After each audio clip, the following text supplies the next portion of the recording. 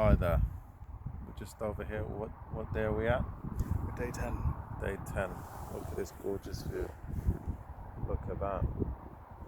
God's country.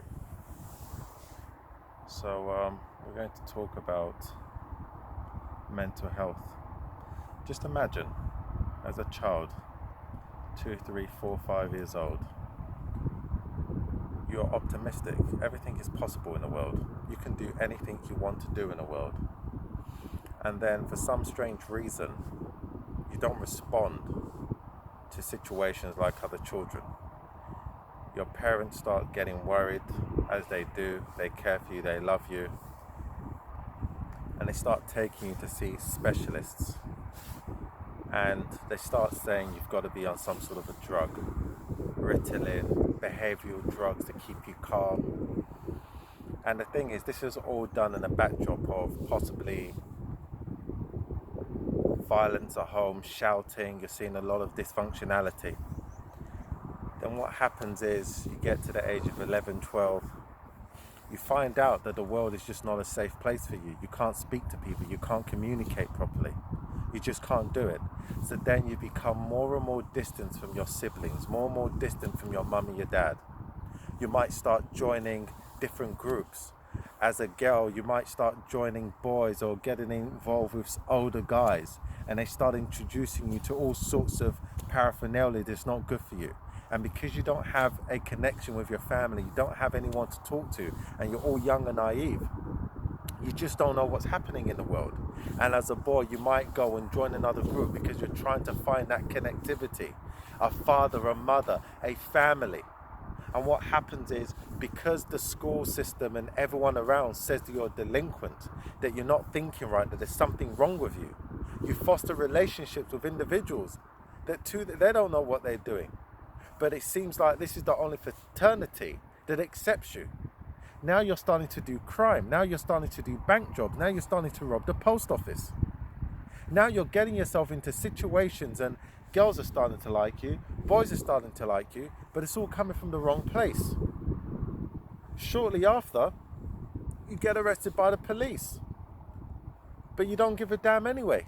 They're just talking to you like you're a delinquent. They don't know how to speak to you. They didn't know how to speak to you. Your parents didn't know how to speak to you. The system has failed you. So once the system fails you, what do? You become institutionalized in prison. You hang around people that are just like you. They don't have a goal in life. They don't know what to do because they haven't been trained. They haven't been taught what to do. From the beginning, you were seen as an outcast. You're seen as a pariah. No love.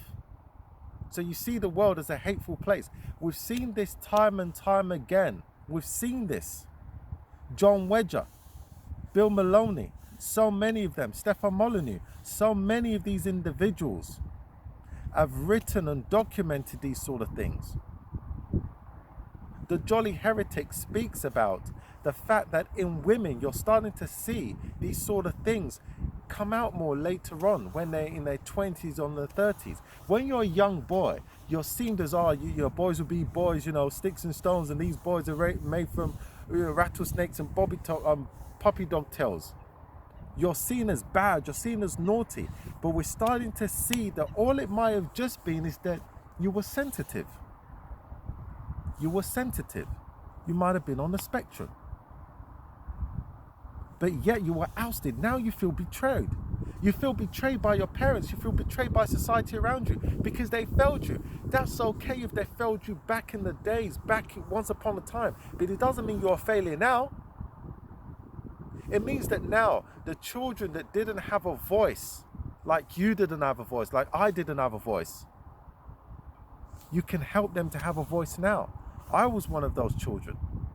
I was sort of seen as a naughty boy. I was seen as someone that was a troublesome little boy. I was just mischievous.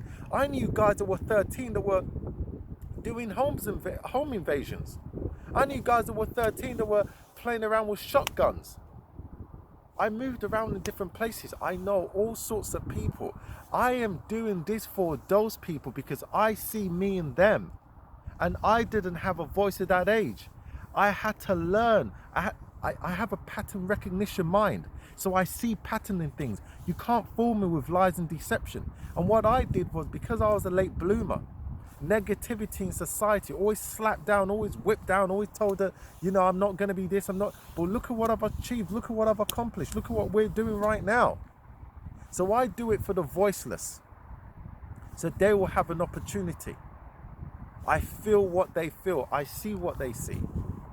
So when people ask, why'd you do it? That's why I do it. I don't know about the rest of the team. But I'm not going to sit here idly by and let these things happen. I've spent thousands of hours just to bring myself to know the things that I know. Data scientist, all of this, statistician, programming, emotion, meditation, call it whatever you want to call it. I spent thousands of hours, years it's taken me, so I can know exactly what it is, so I can be part of a solution. Thank you very much for listening.